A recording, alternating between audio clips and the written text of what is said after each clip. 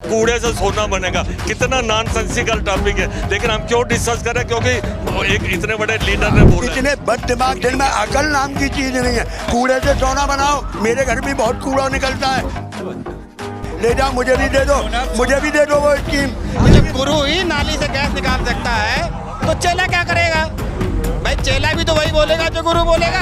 और एक बात और कहना चाहता हूँ, ये खबर छपवा दो अखबार में, पोस्टर लगवा दो बाजार में। और वजीराबाद का जो पहाड़ों बना हुआ ना, कूड़ों का पहाड़, अब उसको कब सोना बनाएंगे, पहले तो ये बताएं आप मुझे।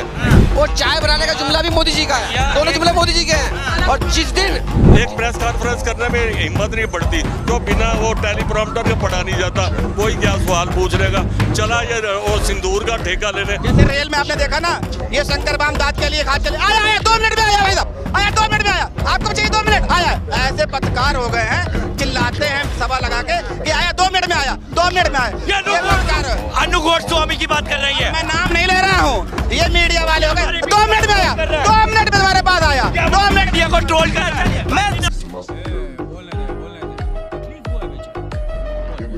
ओम कश्यप को ट्रोल कर रही है। लीजिए, नमस्कार, एक बार फिर से आप सभी का स्वागत है DSO न्यूज में।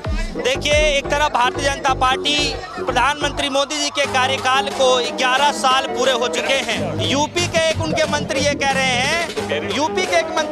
हैं कि भैया नाले के कूड़े से अब सोना बनेगा, यानी जिसके पास कूड़ा है अब वो सावधान हो जाइए, सबके घर में सोना ही सोना होगा, क्योंकि नाले के कूड़े से सोना बनाने वाली मशीन बीजेपी के मंत्री बता रहे हैं। अब इसी बीच पर जनता के बीच जुड़ चुके हैं, बातचीत करेंगे कि किसके घर में कूड़ा है, कौन सोना बनाना चाहता है। हाँ जी, बताइए, आप सोना बनाना चाहते हैं? जी, वो वजीराबाद का जो पहाड़ों बना हुआ ना, कूड़ों का पहाड़, अब उसको कब सोना बनाएंगे, पहले तो ये बताएं आप मुझे। वजीराबाद में आपने देखा होगा, गाजीपुर मंडी में कई पहाड़ों के जो केजरीवाल साहब कह रहे थे इसको मैं साफ करवाऊंगा, वो बेचारे खुद ही साफ हो गए। अब मुझे ये बताओ, भाजपा के नेताओं से, मोदी जी से पूछना चाह रहे हो, इतना बड़ा पहाड़ों का लगा हुआ है, और एक बात और कहना चाहता हूँ, ये खबर छपवा दो अखबार में, पोस्टर लगवा दो बाजार में, और जिसने करी मोदी जी की बुराई वो गया सीधा तिहाड़ में। समझे बात? जिसने करी मोदी जी की बुराई वो गया सीधा तिहाड़ में। अब आगे की बात करो आप। आगे की बात तो मैं यही कह रहा हूँ कि घर में तो कूड़ा होता ही होगा, संभाल कर रखिए उसको। अरे भैया, डिलाइट में हमारा बहुत बड़ा खत्ता है, वहाँ पे कूड़ों का ढेर लगा हुआ है। चूड़ी वालन में हमारे बहुत बड़ा खत्ता है, वहाँ कूड़े का ढेर लगा हुआ है। वो मशीन हमारे पास भिजवाओ, हम सोना निकालेंगे।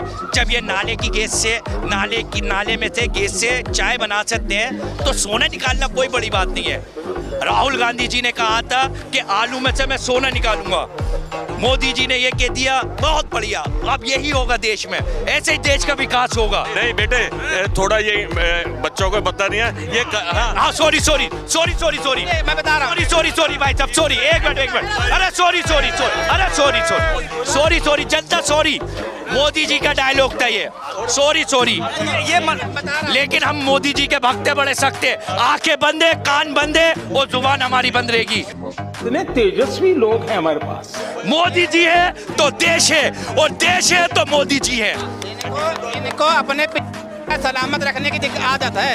इन्हें पता कि हमने विरोध में बोला अगर तो कर दे। अरे फट्टे पड़ जाएंगे, अरे तुम्हारे चक्कर में फट्टे पड़ जाएंगे। तुम यादव जी चाह रहे मेरे फट्टे पड़ जाए, मैं क्यों फट्टे पड़वाऊं? क्यों अपने प्रधानमंत्री की बुराइयां करूं?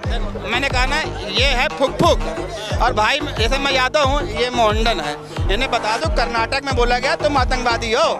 हाँ, बता देना, कर्नाटक एक मंत्री भारतीय जनता पार्टी के बोले हैं कि मुसलमान का अधिकारी, IPS अधिकारी है, बोले वो पाकिस्तानी है। बीजेपी के मंत्री हैं कर्नाटक के। तो सुन तो बोलने तो दो। जब वहाँ फरुखाबाद एक जगह उत्तर प्रदेश है, सुन लो पूरी बात। फरुखाबाद एक जगह है उत्तर प्रदेश में, वहाँ कोल्ड स्टोर बहुत ज्यादा है। प्रधानमंत्री जी ने कहा था कि अगर हमारी सरकार आई तो हम आलू से सोना बनाने वाला से बुलाएंगे। मैंने सॉरी बोल तो क्या? तुम्हारी आदत है, तुम तो विकास हाईवे पे जाके विकास पैदा कर रहे थे, तुम्हारी आदत है जो बोलने वाले। सब क्या देखना पड़ रहा है, अच्छा है मैं अंधा हूँ। आलू का जुमला भी मोदी जी का है, एडिटिंग किया हुआ था, राहुल जी का नाम एड किया हुआ था। आलू का जुमला भी मोदी जी का है और चाय बनाने का जुमला भी मोदी जी का है, दोनों जुमले मोदी जी के हैं। और जिस प्रकार से कंस्ट्रक्टिव मीडिया नहीं रही, क्योंकि जैसे मैं सवाल करूंगा बीजेपी के ऊपर, वैसे आप उसका पक्ष लेने में के लिए खड़ा हो जाओगे। नहीं, आप तैयार होगे? तैयार हो जाओगे? एक चीज भैया, मीडिया वाले, एक सुन भैया, भाई साहब 1 मिनट मेरा माइक ले सकता हूँ? 1 मिनट। आप ही का माइक। मीडिया वालों की औकात जानते हो क्या? मैं बता रहा हूँ, जैसे रेल में आपने देखा ना, ये शंकर बाम दांत के लिए खाद के लिए आया 2 मिनट में आया भाई साहब, आया 2 मिनट में आया, आपको चाहिए 2 मिनट आया। ऐसे पत्रकार हो गए हैं, चिल्लाते हैं सभा लगा के कि आया 2 मिनट में आया, 2 मिनट में आया। अनु गोस्वामी की बात कर रही है। मैं नाम नहीं ले रहा हूँ, ये मीडिया वाले हो गए। 2 मिनट में आया, 2 मिनट में तुम्हारे पास आया। 2 मिनट को ट्रोल कर, मैं ओम कश्यप को ट्रोल कर रही है। सुन तो लीजिए, मैं ये कह रहा हूँ, तो सवाल पहले मेरा ले लीजिए सवाल। मैं कह रहा हूँ कि घर में कूड़ा तो होता होगा, घर में कूड़ा तो होता होगा, जाहिर सी बात है, तो संभाल के रखिए। नया आविष्कार होने जा रहा है, कूड़े से जो है अब सोना बनेगा, हर घर सोना होगा। भैया एक मिनट, आप ऐसी पटकथा लिख कर लेकर आते हो जो बीजेपी के हक में जाती है। हमेशा ऐसा पटकथा लिख के लेकर आते हैं आप लोग, सवाल लेकर। मंत्री बोल रही है। नहीं, मैं क्या कह रहा हूँ, आप हमेशा ऐसे के नेता है ये, आप हमेशा ऐसे फील्डिंग जमा कर लेकर आते हो कि यहाँ पर कभी कभी खड़े होना भी मुश्किल हो जाता है। चलिए आप बोलिए, चलिए ठीक है, कोई दिक्कत नहीं, बोलिए। आप इन सारे सवालों से हटके ऊपर के भी सवाल करो कि जनादेश मैंडेट किस प्रकार, विपक्ष लड़ लिया और आधा मीडिया लड़ लिया। मैंडेट किस प्रकार का होना चाहिए?